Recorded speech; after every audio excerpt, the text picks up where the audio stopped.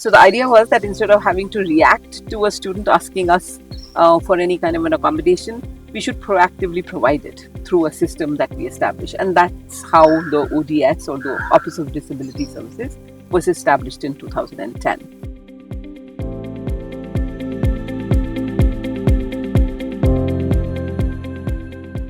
Welcome everybody to another episode of ODI series. Today we have Professor Rajluxmi Murthy and myself, an alumnus of the institute, and through these conversations we want to shed light on Office of Disability and Office of Diversity and Inclusion at the campus. Professor, great to have you.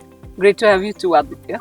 It's lovely to be on campus after a decade. Feels wonderful. But I just wanted to understand the journey of Office of Disability and Inclusion. Previously, it was known as Office of Disability Services. How has the office changed in the last 10 to 15 years?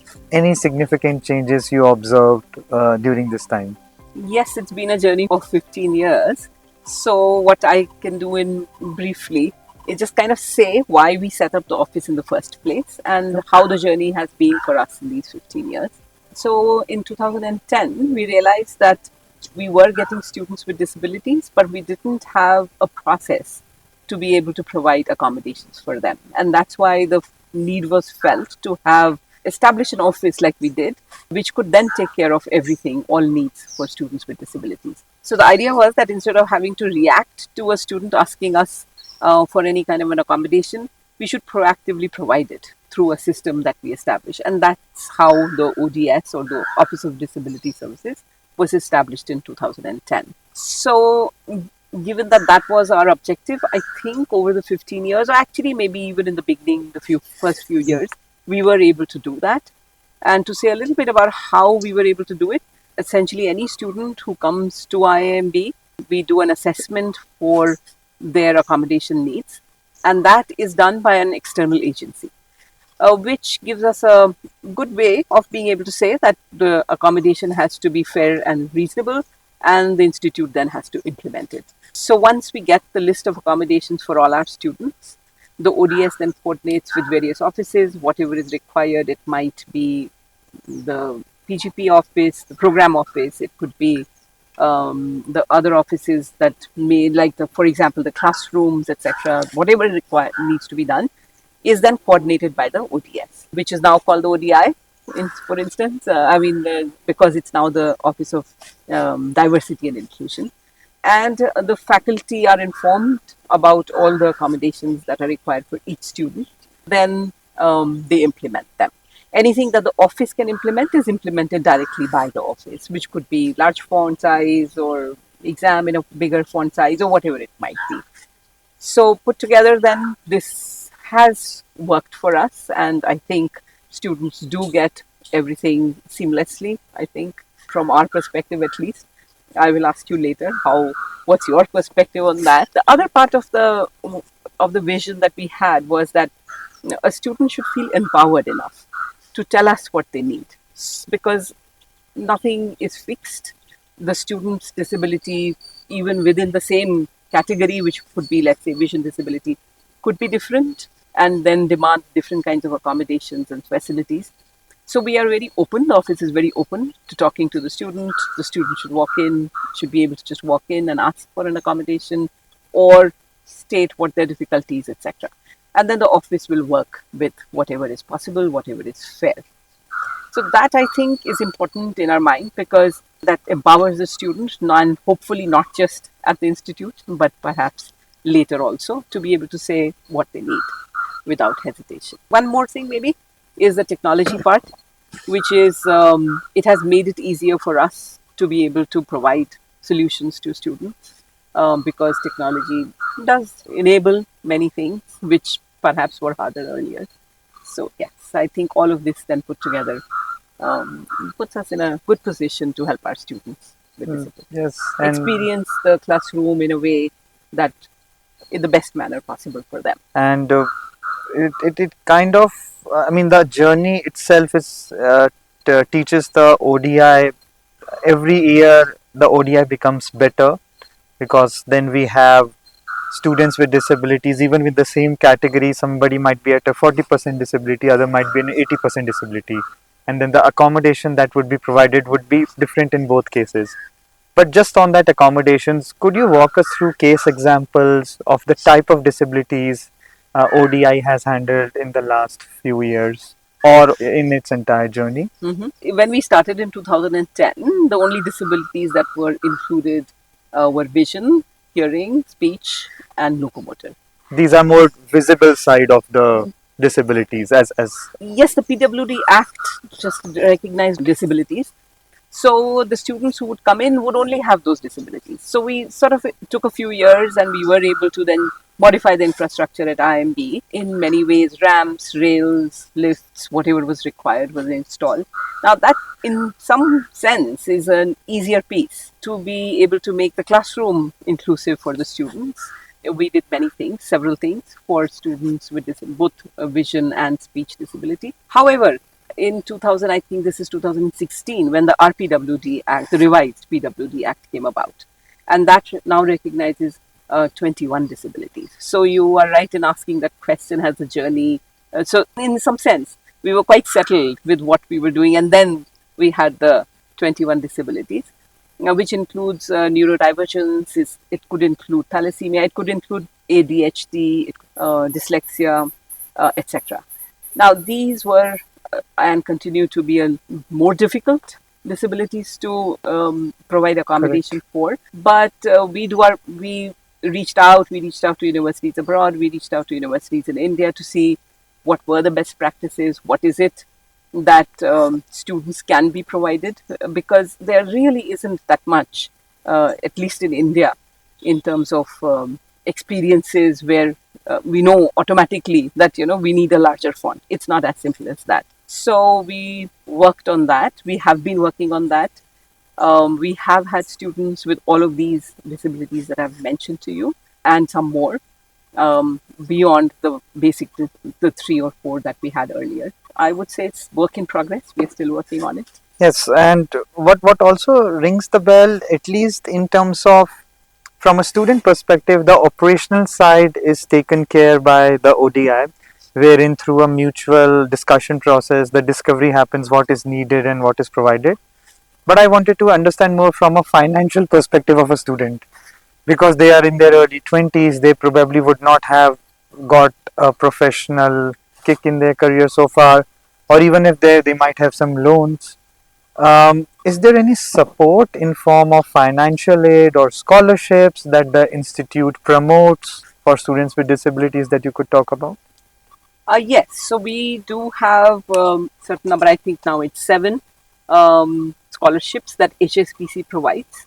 So then, if we are taking 25 students or whatever the number is, 7 of them would then get this scholarship. However, this number is not etched in stone, because we do reach out to other organizations and we are hoping that we might be able to get some more scholarship for our students. However, for now, we of course have our financial aid process in place, which is for all students, not just for students with disabilities. So any student can apply there. It has a criteria of a certain income level of the family, maybe I think it's 8 lakhs. And then they go through the general process of financial aid and can get waivers which range from full waiver to half waiver, 3/4 waiver, or whatever is deemed to be necessary. So that is the second avenue. In very exceptional cases, we could also have what is called an institute grant given to a student. Okay. That is more rare, and perhaps needed only when maybe a student does have a family does have income beyond 8 lakhs, but the student does need this support. So the student can reach out to the ODI, and the ODI can then try to see if that has merit, and then try to make it work. And I also understand that in case institute is not able to do that, then Ministry of Social Justice and Empowerment, Government of India, state governments also do have programs which students can apply to on their own, so that they can secure either scholarship or loans at a concessional rate. So in all, if from a student perspective, if somebody were to think, the institute is trying its best to make sure at least the financial part is taken care, It's up to the students to reach out individually and to be more proactive how best they can reach out and secure those grants. Yeah, actually, the Ministry of Social Justice Scholarship that you mentioned, the Financial Aid Office actually helps the students with that. Okay, that's very good. Yes. So those are also there. Yes, you're right. I'm not sure how many, but they are there. Okay. The vision of our ODI would have remained the same, but the tactics would have changed. The expression would have changed. Any particular shifts that you have mentioned that you are likely to see in the next 3 to 5 years within ODI, how they would further accelerate the process of the ODI vision, helping students at campus? I kind of mentioned this earlier, but I think what remains in my mind, a challenge for us is neurodivergence, accommodations for neurodivergence, because it requires maybe a different kind of an exam rather than just a larger font. Now, that is something which is much harder to do. Or it could require, at universities abroad, different level of a course and things like that. Maybe that is harder to implement at a place like an IIM, which is not a big university. It has a certain number of core courses which are deemed to be necessary for every student to go through. Apart from that, there are many other ways in which you can actually provide accommodations for a student who might have autism, who might have dyslexia, etc. So, for example, modifying your question so that the student, if they cannot handle maybe a certain kind of a question, then maybe the question can be The modified. format can be changed. Format can be changed. Maybe the presentation can be changed, etc. So we are still working on that, and we obviously want to do our best to the extent possible. So recently we did come up with something internally, a document which we think we need to work on, and so that's, I think, for the next few years, that's what we will work on, and see if technology also can be somehow helpful in the whole process. Now I want to flip the case and ask, because I ask questions from a student perspective, but you are a professor. How does faculty prepare itself for students with disabilities, because you would typically have more than 60 students in a class? How difficult is for a faculty to accommodate students with multiple disabilities?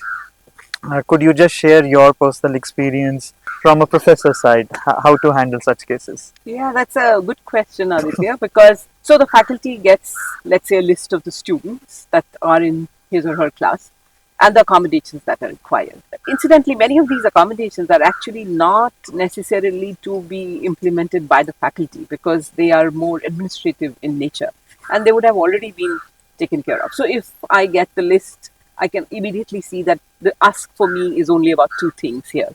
So it's not that daunting from a faculty's point of view. And I think since we do have awareness sessions for faculty, and also the commitment from the Institute on Inclusion, which I think the faculty are very aware of. The mindset itself is quite inclusive, and therefore if I know I have to do these 2 or 3 things for inclusion, so for example, it could be that for a hearing disability student, I should recap questions that are being asked by students in the class, which this student will not catch on immediately. And I think that is not a very big ask for a faculty. If I'm mindful, I should be able to do that. And I think most of the times it is done. There could be things like face the student when you speak if the student has a hearing disability. Harder to implement, but I think faculty are mindful. It could be things like allow the student to record because the student can hear later then if the student has missed anything, things like that. So yes, it's a mix in the sense that everything is not perfect and maybe each and everything, even if I am absolutely 100% sure I want to do this, I might slip. But I think by and large, faculty do make the effort and are able to provide most of what they've been asked to provide. Wonderful. And I'm a living example as well. I mean, my time at the campus, I got support from not only my batchmates but also from professors, which helped me to ease out the tension in the beginning itself, and it made my studies much more enjoyable.